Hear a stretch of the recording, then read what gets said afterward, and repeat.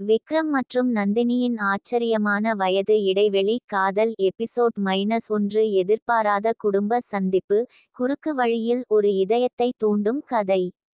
விக்ரமின் மருத்துவமனையில் நழுவிய நாள் நீண்டதும் சோர்வாகவும் இருந்தது. 34 வயதான டாக்டரான அவர் நோயாளிகளை கவனிப்பதில் முழுமையாக ஈடுபட்டிருந்தார். மற்ற வேலைகளை செய்ய நேரமில்லை. தனது பணியை அவர் ரசித்தாலும் சமீபத்தில் அவரது வாழ்க்கையில் ஒரு வெறுமை உணர்வை சந்திக்கத் தொடங்கினார். மருத்துவமனை சுவர்களை தாண்டி ஏதோ வேறு ஒன்றை, ஏதோ இன்னொரு ஆழமான தாகத்தை. ஒரு மாலை, தனது வேலைகளை முடித்தபின் விக்ரம் அருகிலுள்ள ஒரு கஃபேக்கு சென்று ஒரு காபி குடிக்க முடிவு செய்தார். கஃபே ஒரு அமைதியான இடமாக இருந்தது, நகரத்தின் பரபரப்பிலிருந்து ஒரு ஒதுக்கலாக இருந்தது. அவர் ஒரு மூலமேசையில் அமர்ந்து வழக்கமான எஸ்பிரஸ்ஸோவை ஆர்டர் செய்தார், சற்று நேரம் நிம்மதியாக உட்கார்ந்து கொள்ள வேண்டும் என்ற எண்ணத்துடன். விக்ரம் காபியை குடித்து கொண்டிருந்தபோது ஒரு பெண் கஃபேயில் நுழைந்ததை கவனித்தார். அவளுக்கு ஒரு நம்பிக்கையான தோற்றம் இருந்தது, சுறுசுறுப்பான வணிக உடையில் அழகாக அலங்கரிக்கப்பட்டு மற்றவர்களின் கவனத்தை ஈர்க்கும் ஒரு மெருகான சித்திரத்தை வெளிப்படுத்தியது. அவள் ஏற்கனவே எங்காவது சந்தித்ததாகவே விக்ரமுக்கு தோன்றியது, ஆனால் எங்கு என்று நினைவுக்கு வரவில்லை. அவள் கவுண்டருக்கு சென்று தனது பானத்தை ஆர்டர் செய்தாள். விக்ரமுக்கு ஆச்சரியமாக அவள் அவரது அடுத்த மேசையில் வந்து அமர்ந்தாள். அந்த பெண் நந்தினி, 40 வயதான ஒரு வெற்றிகரமான வணிக ஸ்திரியார், வணிக உலகில் தனது பெயரை பதித்தவர். அவருடைய நாள் அவ்வளவே கடினமானது, தொடர்ச்சியாக நடந்த கூட்டங்களால் மற்றும் தனது நிறுவனத்தை நிர்வகிப்பதில் ஏற்பட்ட அழுத்தத்தால் நிரம்பி இருந்தது. கஃபே அவரது ஓய்விடம், தற்காலிகமாகவும் அவரது கடினமான அட்டவணையிலிருந்து விலகி இருக்க உதவியது. நந்தினி தனது இடத்தில் அமர்ந்து கொண்டிருந்தபோது விக்ரம் அவளை நோக்கி கண்கோணி சிந்தித்ததை கவனித்தாள். அவர்களது கண்கள் சந்திக்கையில் ஒரு நொடியிலேயே அந்த அறிவு வெளிப்பட குறித்தது. நந்தினி, விக்ரம் தான் தனது தந்தையை சில மாதங்களுக்கு முன்பு நோய்வாய்ப்பட்டபோது பராமரித்த டாக்டர் என்பதை அறிந்தாள். டாக்டர் விக்ரமா என்று நந்தினி அவர்களுக்கிடையே ஏற்பட்ட மௌனத்தை உடைத்து கேட்டாள். விக்ரம் சற்று வெட்கப்பட்டார், மருத்துவமனைக்கு வெளியே அவளை சந்திக்குமாறு நினைக்கவில்லை. ஆமாம், சரி, நீங்கள் நந்தினியா? மருத்துவமனையில் பார்த்ததன் நினைவுகள் எனக்கு உள்ளன. நந்தினி சிரித்தபடி, உலகம் சிறியது, இல்லையா?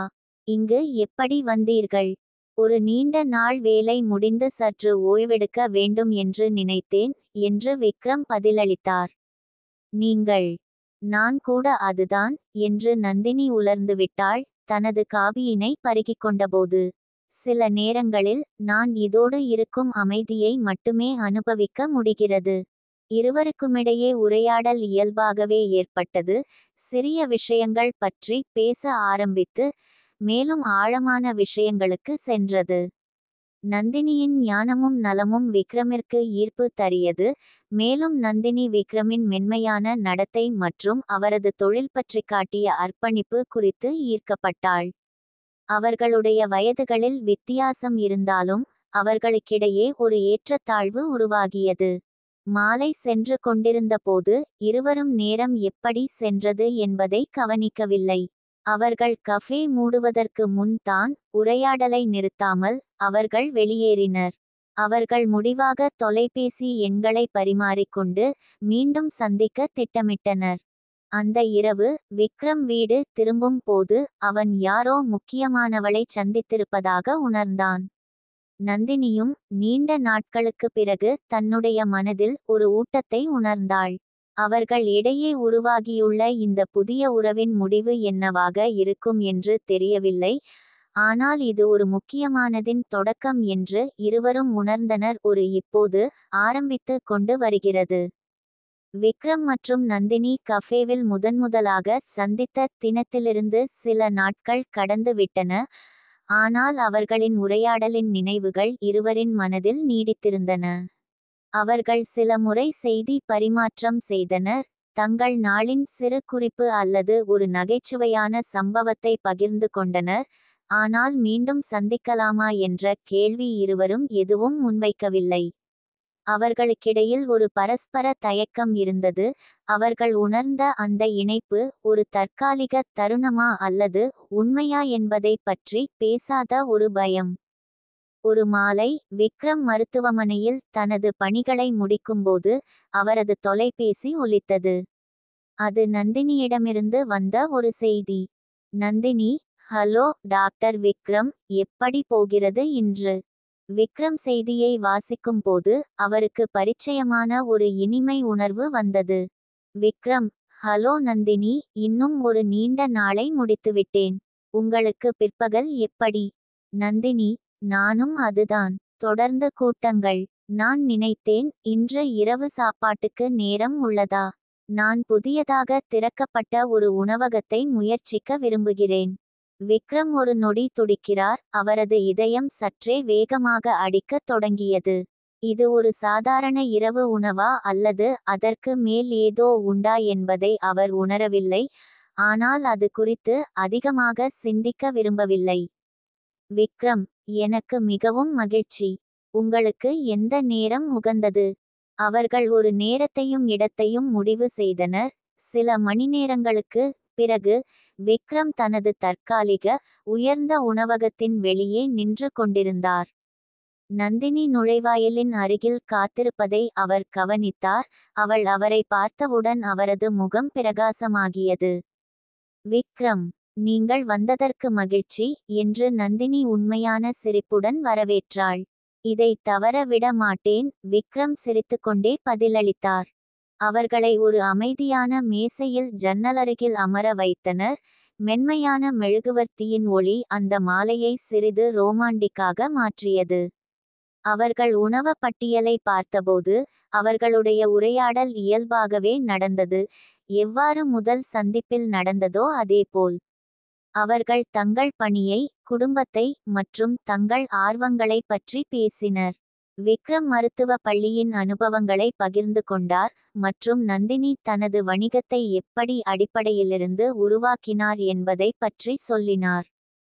மாலை முற்றி வந்தபோது உரையாடல் மேலும் தனிப்பட்டதாக மாறியது.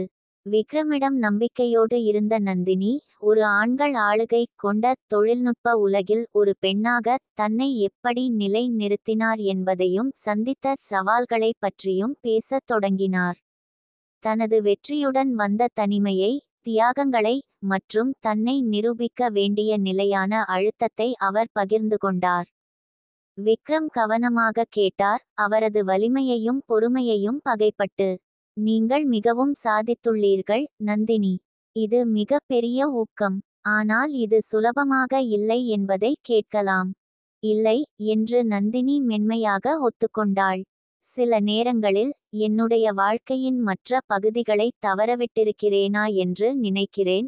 எனது வயதினருக்கு பொதுவாக இருக்கும் ஒன்று, ஒரு குடும்பம் அல்லது துணைவராக. விக்ரம் அவரது வார்த்தைகளில் உள்ள ஆழமான உணர்வுகளை உணர்ந்தார் மற்றும் அவர் நந்தினியுடன் ஒரு ஆழமான இணைப்பை உணர்ந்தார்.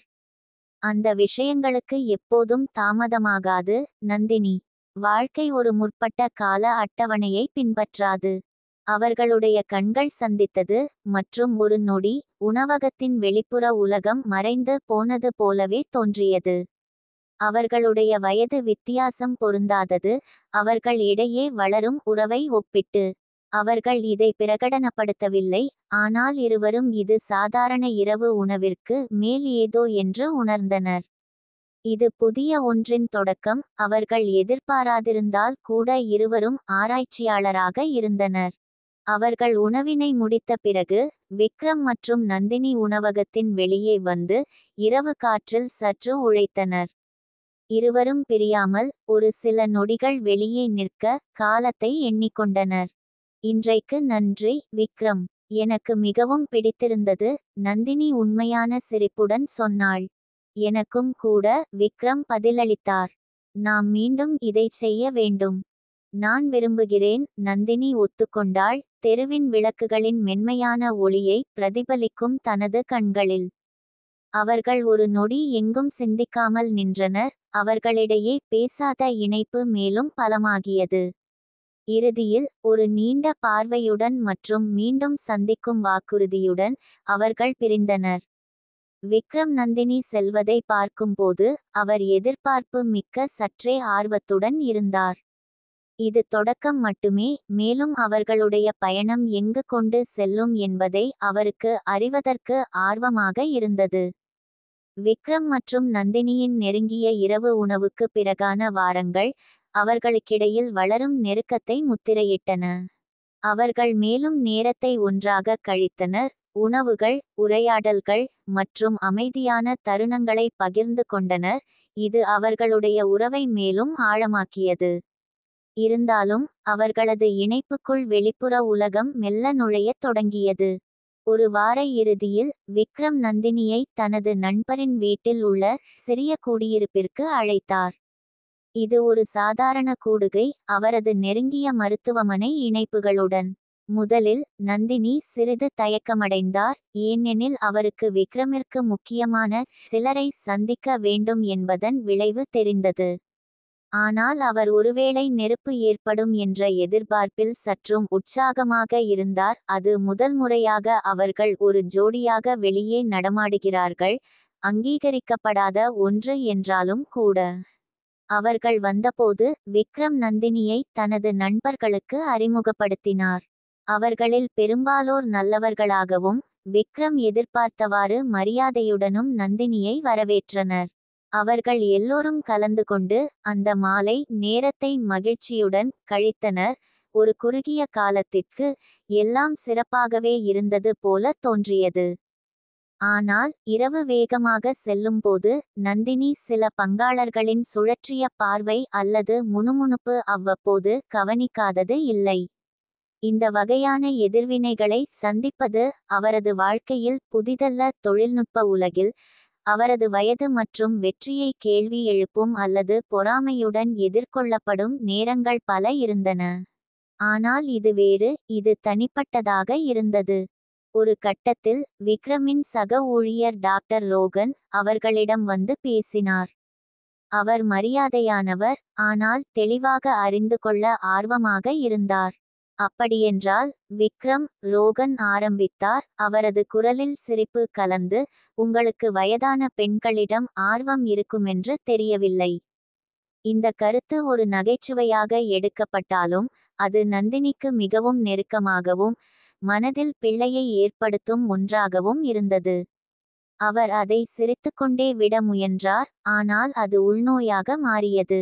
விக்ரமிற்கு உடனடியாக அவரது மனநிலையிலான மாற்றம் தெரிந்தது. வயது முக்கியமல்ல, நீங்கள் உண்மையிலேயே ஒருவருடன் இணைந்து கொண்டால்.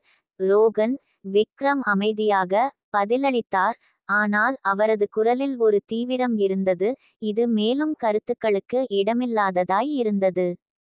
ரோகன் சற்றே சிரமப்பட்டு தனது நகைச்சுவை சரியாக பொருந்தவில்லை என்பதை உணர்ந்தார். அவர் உடனடியாக பொருளை மாற்றினார், ஆனால் ஆழமான பாதிப்பு ஏற்பட்டு விட்டது. மாலையின் மீதமுள்ள நேரம் நந்தினிக்கு பயமுறுத்தலாகவே இருந்தது. அவர் மதிப்பீடுகளுக்கு உள்ளாகியிருக்கிறார் என்ற உணர்வை நீக்க முடியவில்லை. விக்ரம் அதன் உணர்வை தணிக்க முயன்றாலும் அவருக்கு ஏதோ பிழை செய்யப்பட்டது என்பதை உணர்ந்தார். அவர்கள் கடைசியாக பார்ட்டியிலிருந்து வெளியேறி விக்ரமின் காரில் தனியாயிருந்தபோது நந்தினியின் உணர்ச்சிகள் வெளிவந்தன. விக்ரம், இது நடக்கும் என்பதை தெரிந்திருந்தேன், அவர் கூறினார், அவரது குரலில் எரிச்சல் நிறைந்தது. மக்கள் என்னை எங்களின் வயது வித்தியாசத்தை பார்க்க நிச்சயமாக தீர்மானிப்பார்கள். மேலும் இது இன்னும் மோசமாகவே இருக்கும். விக்ரம் அவரது கையை பிடித்தார், மென்மையான ஆனால் உறுதியான தொட்டதுடன். நந்தினி, ரோகன் கூறியதை நான் வருந்துகிறேன். அவர் எதையும் தீங்கு செய்ய விரும்பவில்லை, ஆனால் அது உங்களை ஏன் காயப்படுத்தியது என்பதை நான் புரிந்துகொள்கிறேன். ஆனால் என்னை கேளுங்கள், நாம் உடையது உண்மையானது, மற்றும் அதுவே முக்கியமானது. மக்கள் எப்போதும் பேசுவார்கள், ஆனால் அதுவே எங்களுடைய வாழ்க்கையை எப்படி போகிறோம் என்பதை முடிவு செய்ய முடியாது. நந்தினி சிரமமாக நொந்து காரின் ஜன்னலின் வழியே நகரத்தினை பார்த்தார். வெளிச்சங்கள் அவ்வப்போது மங்கிவிட்டன. அது இலகுவானது எனக்கு தோன்றும் என்று நினைக்கிறேன். என் வாழ்க்கையிலே மக்கள் எதிர்பார்ப்புகள் மற்றும் மதிப்பீடுகளுக்கு எதிராக போராடியுள்ளேன். நான் மற்றொரு போர்க்களத்தை எதிர்கொள்ள வேண்டாம் என்பதில் உறுதியாக இருக்கிறேன். விக்ரம் காரை நந்தினியின் அபார்ட்மெண்ட் முன்னால் நிறுத்தினான், பின்னர் அவரை எதிர்கொண்டார். நந்தினி, நான் உன்னை பற்றி கவலைப்படுகிறேன். நீண்டகாலமாக யாரையுமே நான் இவ்வளவு அதிகமாக கவலைப்படவில்லை. மற்றவர்களின் எண்ணங்கள் எங்களுக்கிடையே வரவிடமாட்டேன். நாங்கள் இதை ஒன்றாக எதிர்கொள்ள முடியும். நந்தினி அவரது கண்களில் பார்த்து அவளுக்கு மிகவும் தேவைப்பட்ட உறுதியை தேடினாள். அவள் அதை அங்கே கண்டாள். அவர் தனது பார்வையை ஒருபோதும் கலங்காமல் வைத்திருப்பதில், அவர்களுக்கிடையேயான சவால்கள் எதுவும் இருந்தாலும் அவர் அவளுடன் இருக்கிறாரென நம்பிக்கையை வழங்கினார். அவர் சொல்வது உண்மையானது, ஆனால் அவளுடைய இதயத்தில் ஒரு பயம் இருந்தது. நான் உங்களை பற்றி கவலைப்படுகிறேன், விக்ரம், அவள் இறுதியில் மென்மையான குரலில் சொன்னாள். ஆனால் நான் உங்கள் மனதில் ஒரு உண்மையை ஏற்படுத்த வேண்டும். இது எனக்கு எளிதானது இல்லை. நான் தானாகவே உருவாக்கிய வாழ்க்கையை யாருக்கும் பதிலளிக்காமல் கட்டியிருக்கிறேன். இப்போது எங்களுடைய உறவுடன் நான் மீண்டும் காயமடைவேன் என பயப்படுகிறேன். விக்ரம் அவளுடைய பயங்களை புரிந்துகொண்டு அவளது தலைசிறந்த உணர்வுகளை மதித்து ஒப்புக்கொண்டார். நான் புரிகிறேன், நந்தினி, மற்றும் இது எளிதானது என்று நான் சொல்ல மாட்டேன். ஆனால் நான் உங்களுக்கு பரிமொழிக்கிறேன், நான் நீண்ட காலத்திற்கு இருக்கிறேன்.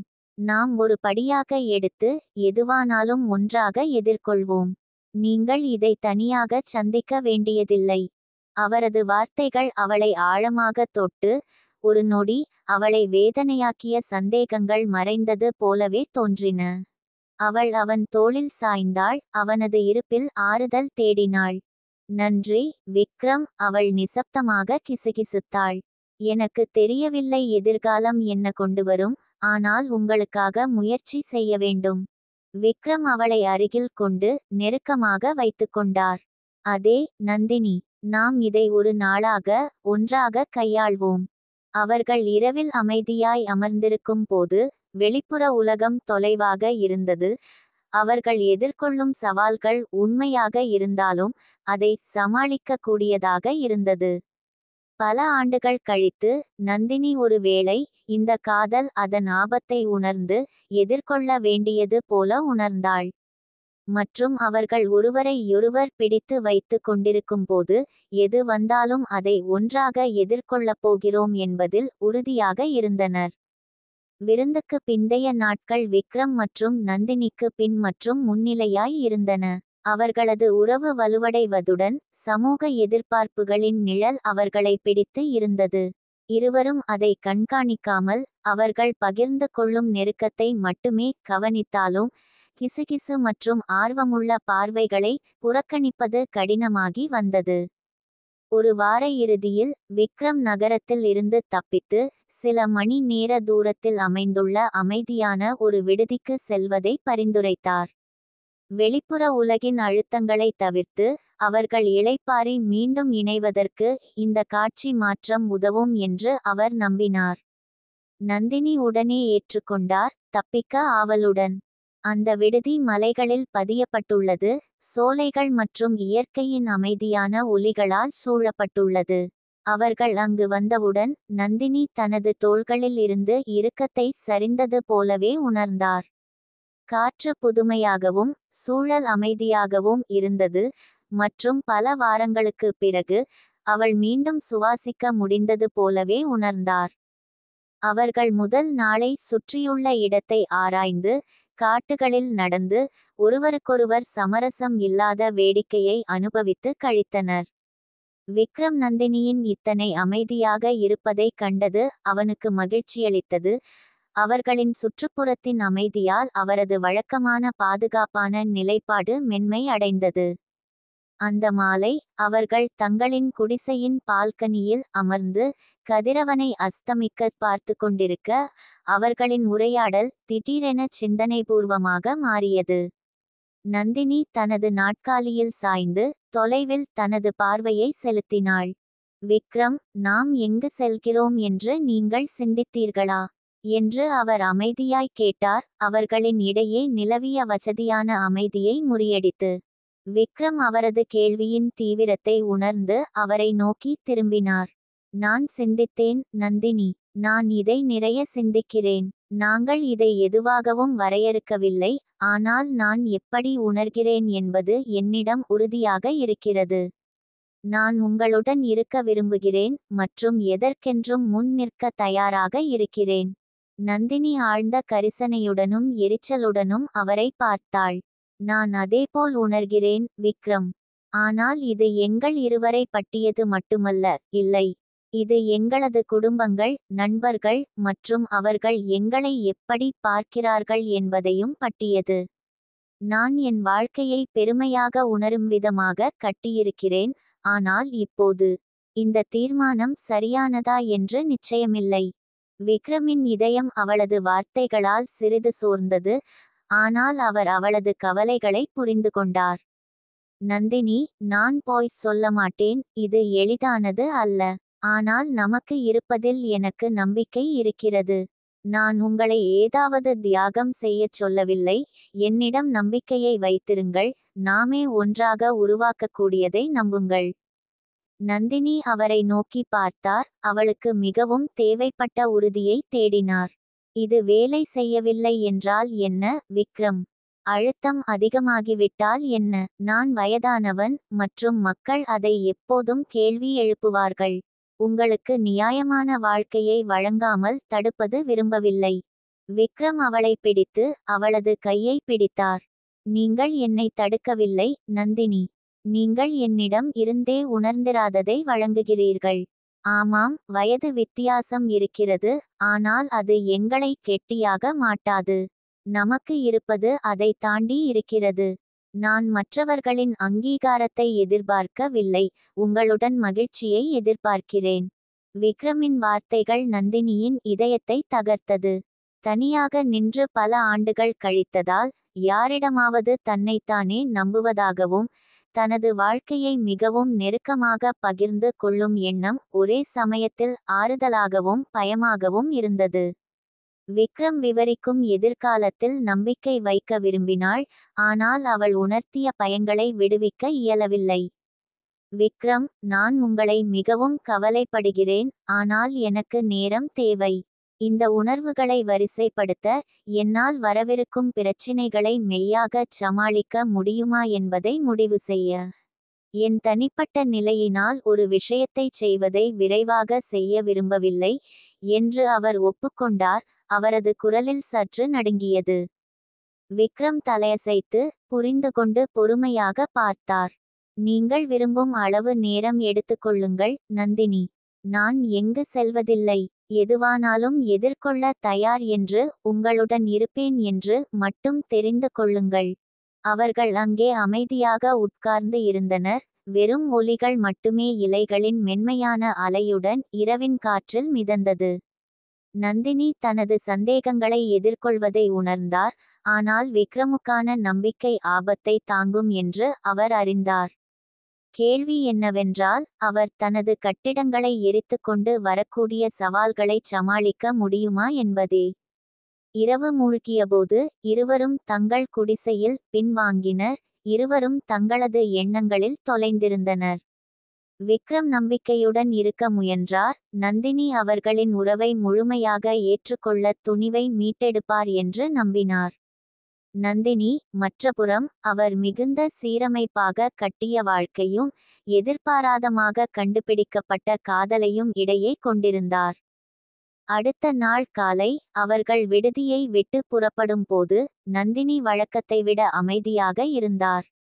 விக்ரம் அதை பார்த்தாலும் அவரை பற்றி சிந்திக்கவில்லை. அவர் தேவையான இடத்தை அவருக்கு அளித்தார். நகரத்திற்கு திரும்பும் பயணத்தில் அவர்கள் சில வார்த்தைகளை மட்டுமே பரிமாறிக் கொண்டனர்.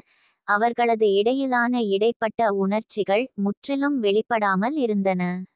அவர்கள் நகரத்திற்கு திரும்பியதும் விக்ரம் தனது காரை நிறுத்திய போது நந்தினி காரிலிருந்து இறங்குவதற்கு முன் அவர் பின்வரும் வார்த்தைகளைச் சொன்னார். விக்ரம், எனக்கு சில நேரம் தனியாக சிந்திக்க வேண்டும். இது எங்களை பற்றியதல்ல, இது என்னை பற்றியது. நாங்கள் மேலும் என்னென்ன தடுக்க இருக்கிறோம் என்பதை முன்னர் நான் எங்கு நிற்கிறேன் என்பதை தெளிவுபடுத்த வேண்டும். விக்ரமின் இதயம் சுருங்கியது. ஆனால் அவர் தலையசைத்தார். அவருடைய தேவைக்கு தகுந்த இடத்தை மதித்தார். நீங்கள் விரும்பிய நேரம் எடுத்துக் கொள்ளுங்கள் நந்தினி.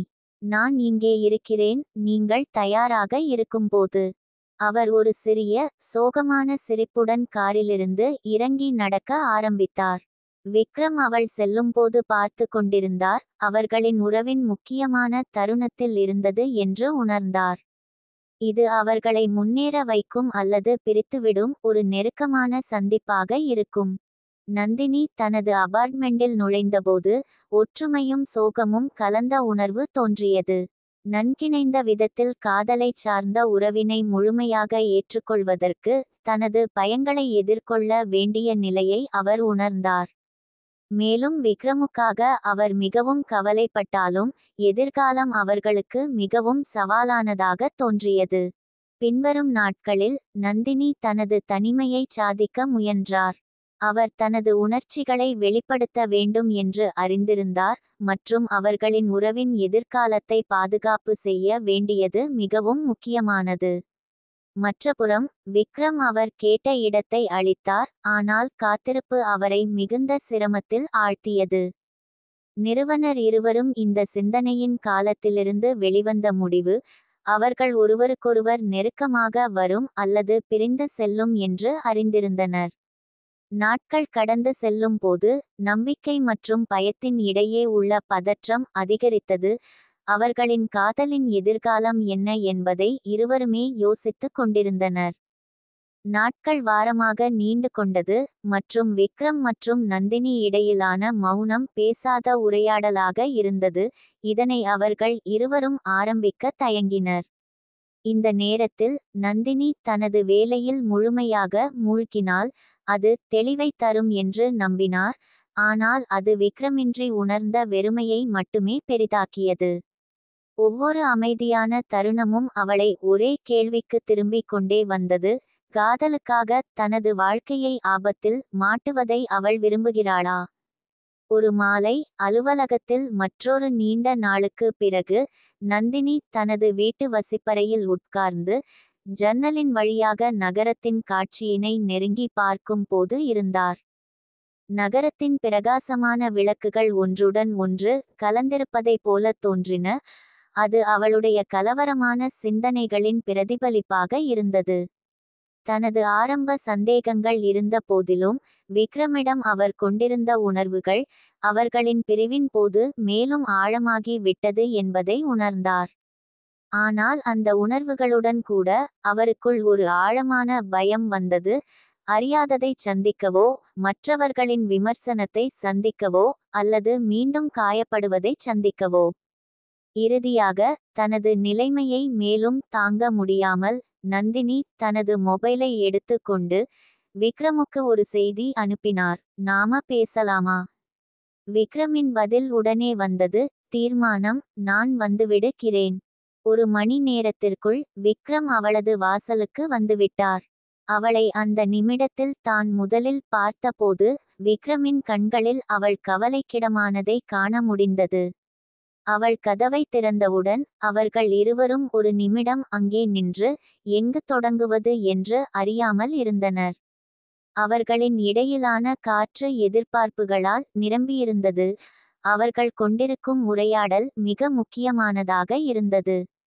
நந்தினி, விக்ரம் மெதுவாக ஆரம்பித்தார். நான் உன்னை மிகவும் இழந்துவிட்டேன். ஆனால் உன் இடம் தேவைப்படுவது எனக்கு புரிகிறது. நான் நம்புகிறேன் நீ நமக்கு ஒரு தெளிவை அடைந்துவிட்டாய். நந்தினி தலையசைத்து அவனை உட்காருமாறு உபதேசித்தார். அவர் ஆழமாய் மூச்சு விடுகையில் தனது இதயத்தின் வேகத்தை நிலைப்படுத்த முயன்றார். விக்ரம், நான் கடந்த சில நாட்களாக நிறைய சிந்தித்திருக்கிறேன்.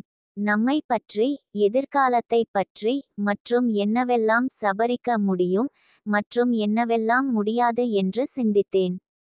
விக்ரம் மிகவும் கவனமாக கேட்க, அவரின் இதயம் அதிவேகமாக நொறுக்கி கொண்டிருந்தது. அவன் அறிந்தது, இந்த நிமிடம் மிக முக்கியமானது. நான் பொய்யாக கூற மாட்டேன், நந்தினி தொடர்ந்தார். நான் பயப்படுகிறேன்.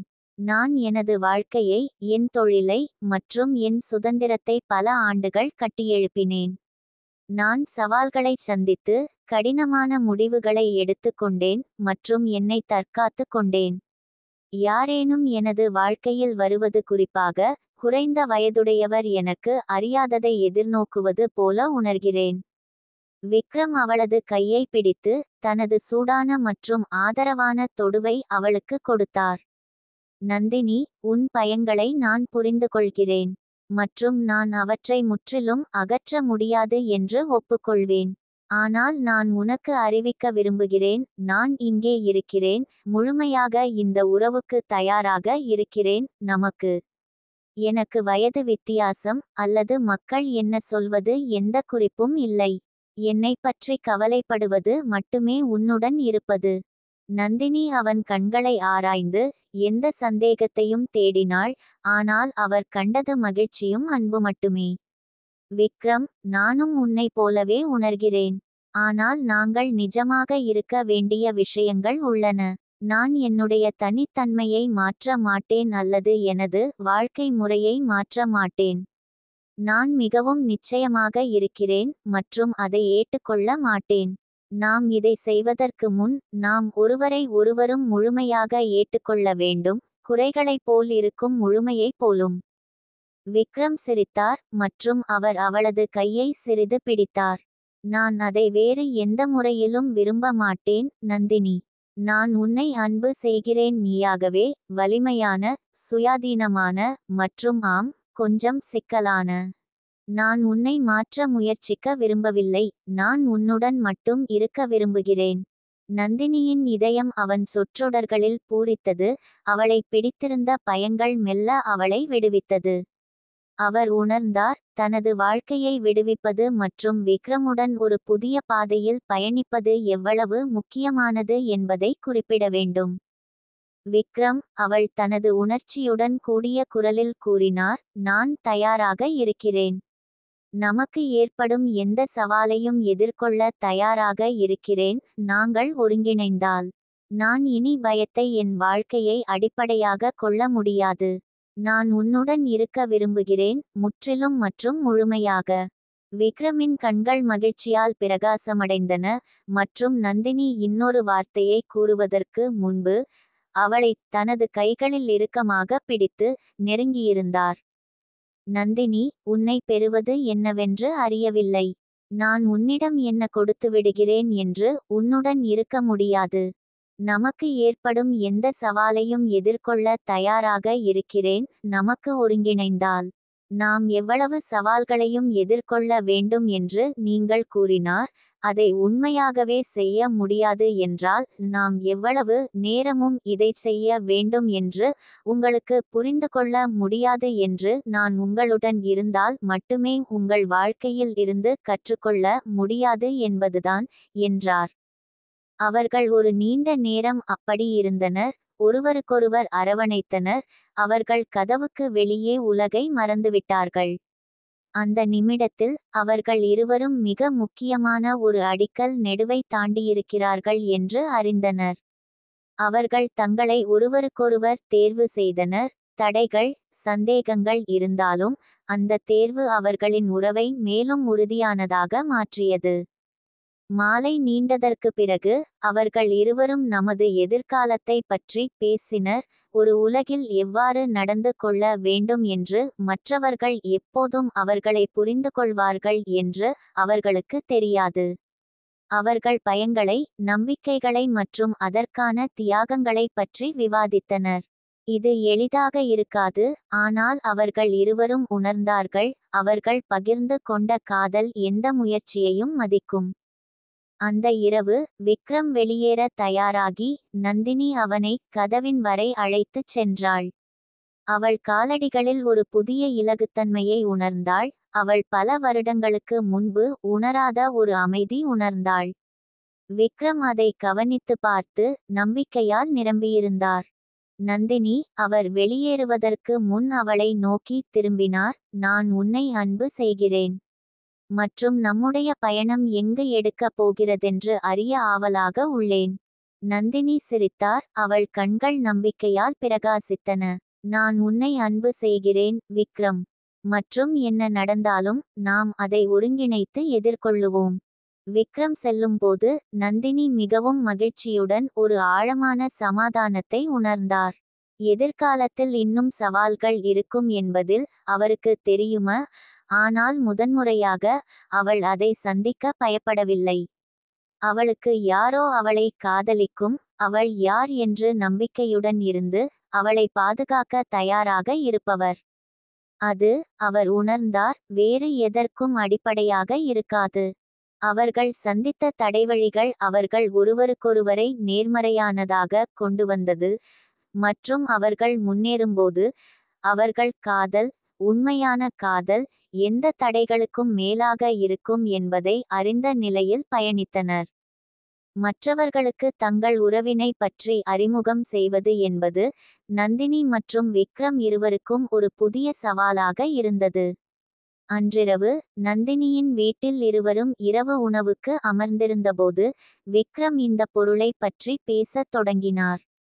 நந்தினி, நான் உங்களிடம் பேச வேண்டிய ஒன்று உள்ளது என்று அவர் தனது மாம்சத்துக்கரண்டியை கீழே வைத்து கூறினார். நந்தினி அவரது குரலின் தீவிரத்தை கவனித்து, என்ன விஷயம் என்று கேட்டார்.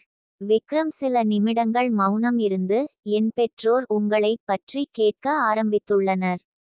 நான் இந்நாளில் மிகவும் மகிழ்ச்சியாக இருப்பதை அவர்கள் கவனித்திருக்கிறார்கள் மற்றும் உங்களை சந்திக்க விரும்புகிறார்கள். நம் குடும்பங்களை ஒருவருக்கொருவர் அறிமுகம் செய்ய நேரம் வந்துவிட்டது என நினைக்கிறேன் என்றார். நந்தினியின் இதயத்தில் ஒரு லேசான கலக்கம் தோன்றியது. விக்ரமின் பெற்றோர்களை சந்திப்பது மிக பெரிய படியாக இருந்தது, ஏனெனில் அது அவர் குறைவான நம்பிக்கைகளை மீண்டும் தூண்டியது. விக்ரம், அவர்கள் இதற்கான நேரத்திற்கு தயார் என்று நீங்கள் உறுதியாக இருக்கிறீர்களா? நம் உறவு மிக அடிக்கடி பார்க்கப்படும் முறையில் இல்லாததை நாம் இருவரும் அறிவோம் என்றார். விக்ரம் நந்தினியின் கையை பிடித்து, நான் அறிவேன், இது பெரிய படியாக இருக்கும்.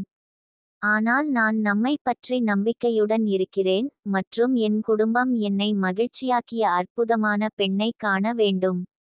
மேலும் உங்கள் குடும்பத்தை சந்திக்கவும் விரும்புகிறேன், நீங்கள் தயாராக இருக்கும்போது என்றார். நந்தினி தனது உள்ளுறுப்புகளை அடக்க முயன்றபோது, சரி, நாம இதை போய் செய்யலாம். ஆனால் உங்களுக்கு தெரியாத அளவுக்கு என் குடும்பமும் சில கவலைகளை பொறுத்திருக்கலாம். அவர்கள் என்னை எப்போதுமே பாதுகாத்து வந்துள்ளனர், குறிப்பாக உங்கள் எண்ணம் இருக்கும் போது என்றார்.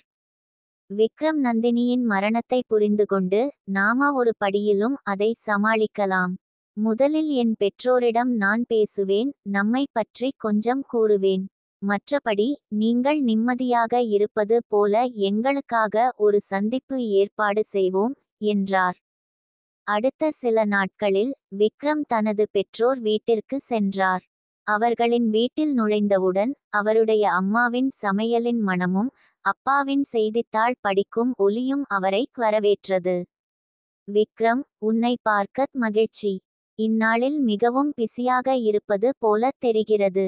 நீ எங்களை மறந்துவிட்டாயோ என்று எண்ணினேன் என்று அவரது அம்மா மெல்லிப்புடன் கூறினார். விக்ரம் சிரித்து, அம்மா, நான் உங்களை மறக்கவே மாட்டேன். ஆனால் இந்நாளில் நிறைய விஷயங்கள் நடந்து கொண்டிருக்கின்றன என்றார். அப்பா செய்தித்தாளை துறந்து விக்ரத்தை முற்றாக கவனித்தார். சரி, உன்னை பற்றி கேள்விப்படுகிறோம், நீ யாரோடு இருக்கிறாய் என்றார். விக்ரம் அவரிடம் உட்கார்ந்து, அப்பா, அதுதான் என்னை இங்கு வந்ததில் காரணம். நந்தினி என்பது அவரின் பெயர். அவர் எனக்கு மிகவும் முக்கியமானவர் என்றார். அம்மாவின் கண்கள் ஆர்வத்துடன் பிரகாசித்தன. அவரை பற்றி மேலும் சொல்லுங்கள். நீங்கள் இருவரும் எப்படி சந்தித்தீர்கள் என்றார். விக்ரம் நந்தினி மற்றும் அவரின் சந்திப்புகளை பற்றியும் அவர்கள் பகிர்ந்து கொண்டது பற்றியும் சில நிமிடங்கள் விவரித்தார். ஆனால் அவரின் பெற்றோரின் முகங்களில் கேள்விகள் மெல்ல விரிவடையக்கூடியது அவருக்கு தெளிவாக தெரிந்தது. இறுதியில் மிகவும் முக்கியமான விஷயத்தை நேரடியாக சமாளிக்க முடிவெடுத்தார். நந்தினி, எனக்கும் வயது வித்தியாசம் உள்ளது என்று விக்ரம் சொன்னார். அவர் எனக்கு 16 வயது மூப்பர். அது சற்று வித்தியாசமாக தோன்றலாம், ஆனால் அது எனது உணர்வுகளை மாற்றவில்லை. அவர் ஒரு அற்புதமான பெண், மேலும் நான் அவருடன் மிகவும் மகிழ்ச்சியாக இருக்கிறேன். அப்பாவின் முகத்தில் சிந்தனை பூர்வமான பார்வை தோன்றியது. வயது முக்கியம் இல்லை, விக்ரம், என்றார். ஆனால் அது சில சவால்களை தரலாம். நீ உண்மையாகவே இதற்கு தயாரா என்று கேட்டார். விக்ரம் தன்னம்பிக்கையுடன் தலையசைத்தார். ஆமாம், நாங்கள் இதை பற்றி பேசியிருக்கிறோம் மற்றும் இதை சித்தமாக்க தயாராக உள்ளோம். இது எளிதல்ல, ஆனால் என்னிடம் நம்பிக்கை இருக்கிறது என்றார். அம்மா மெதுவாகச் சுவாசித்தார். அவரது முகத்தில் கவலை மற்றும் ஏற்றுக்கொள்ளும் நிலை இருந்தது. விக்ரம், நீ மகிழ்ச்சியாக இருக்க வேண்டும், அதுதான் எங்களுக்கு முக்கியம். ஆனால் நாங்கள் அவரை சந்திக்க விரும்புகிறோம், அவரை பற்றி மேலும் அறிய விரும்புகிறோம் என்றார். விக்ரம் சிரித்து, நிச்சயம், சீக்கிரம் ஏற்பாடு செய்யலாம் என்றார். இதேபோல் நந்தினி தனது சொந்த சவால்களை எதிர்கொண்டார். அவர் தனது இளைய தங்கையை நெருக்கமாக வைத்திருந்தார். அவர் தனது வாழ்க்கையின் பல கடினமான காலங்களில் அவருக்கு ஆதரவாக இருந்தவர். ஆனால் விக்ரம் பற்றி பிரியாவிடம் கூறுவது அவருக்கு எளிதான விஷயமாக இருந்தது. நந்தினி தனது தங்கையின் எதிர்பார்ப்புகள் மற்றும் அவரின் உறவின் முக்கியத்துவம் பற்றி கேள்வி எழுப்பலாம் என்பதை கண்டு கொள்வார். ஒரு மாலை, நந்தினி பிரியாவை இரவு உணவுக்கு அழைத்தார்.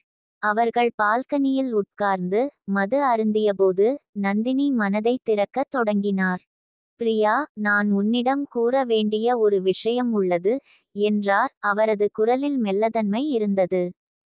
பிரியா ஆச்சரியமாக, நந்தினி, நீ மிகவும் சீரியஸாக இருக்கிறாய். என்ன விஷயம் என்றார். நந்தினி ஆழ்ந்த மூச்சு விட்டார் மற்றும் செம்மையாகச் சொன்னார். நான் ஒருவரை பார்க்கிறேன். அவரின் பெயர் விக்ரம் மற்றும் அவர் ஒரு மருத்துவர். கடந்த சில மாதங்களில் நாங்கள் நெருங்கியிருக்கிறோம் மற்றும் நம்பினால் இது மிக முக்கியமாக இருக்கும் என்றார். பிரியாவின் கண்கள் மகிழ்ச்சியுடன் பிரகாசித்தன. நந்தினி, அது மகிழ்ச்சியானது. நான் நினைத்தேன் நீ காதலை முற்றிலும் விட்டுவிட்டாயோ என்றார்.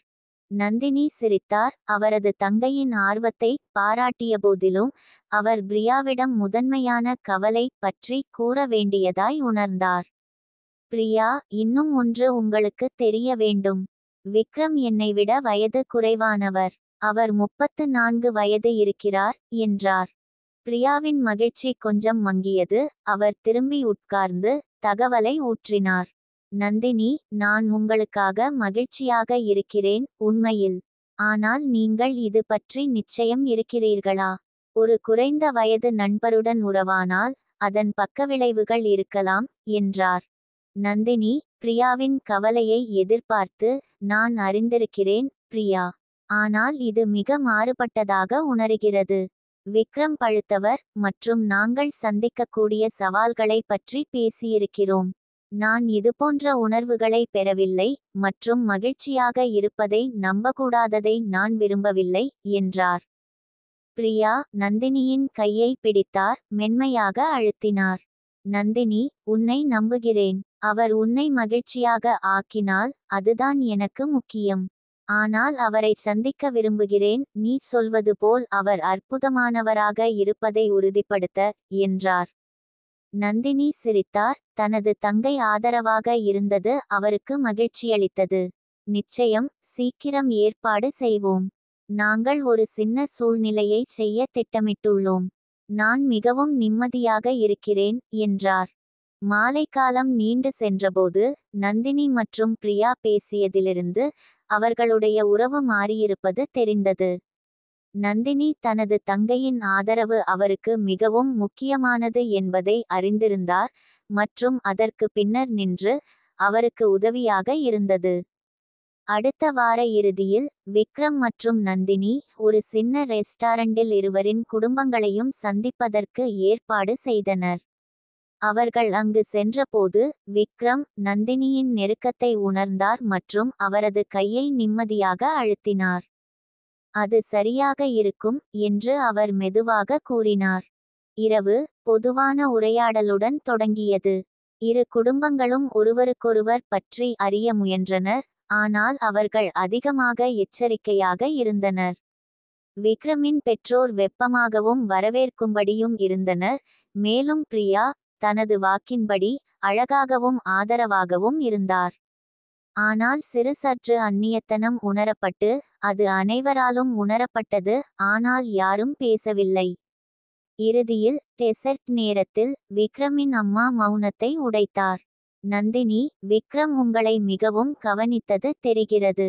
இந்த இரவின் பின்னர் உங்களை புரிந்து கொள்ள முடிகிறது. நீங்கள் ஒரு அற்புதமான பெண். நீங்கள் இருவரும் இந்த உறவின் சவால்களை புரிந்து கொள்கிறீர்கள் என்பதை உறுதிப்படுத்த விரும்புகிறேன் என்றார். நந்தினி அவரது நேர்மையை பாராட்டினார் மற்றும் பதிலளிப்பதற்கு முன்பு ஒரு நிமிடம் எடுத்து கொண்டார். உங்கள் கவலைகளை நான் புரிந்து கொள்கிறேன், மேலும் விக்ரம் மற்றும் நானும் அதை பற்றி பேசியிருக்கிறோம். எங்களுக்கு எளிதாக இருக்காது, ஆனால் நாங்கள் ஒருவருக்கொருவர் தொடர்பாக இருக்கிறோம். நாங்கள் கொண்டிருக்கும் உறவு நம்பிக்கையும் மரியாதையுமாக உருவாக்கப்பட்டிருக்கிறது, மற்றும் அது நம்மை வழிகாட்டும் என்று நான் நம்புகிறேன் என்றார்.